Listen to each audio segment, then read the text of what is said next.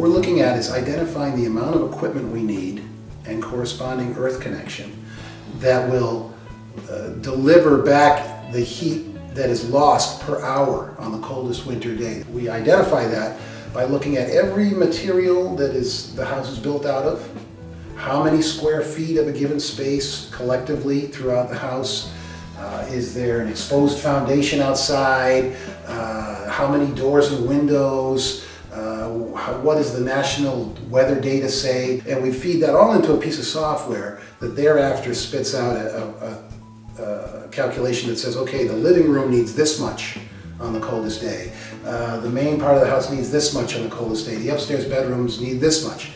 That tells us collectively what the whole house needs. Once I know how much equipment I need to serve X amount of BTUs in the winter or in the summer, that dictates how much earth coupling I need. One of the biggest issues we find on geo applications in New England is that people don't always put in the ideal amount of earth coupling. They often will try to save money on the install, which is absolutely understandable, and they'll sort of, well, you need this much to get the equipment to run like it was in the laboratory when it got that rating of X.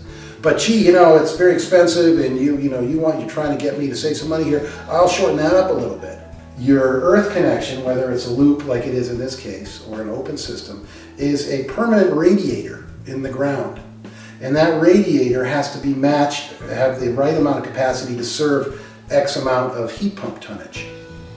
So if I undersize that radiator, that system may still run, especially when it's not really, really cold or really, really hot.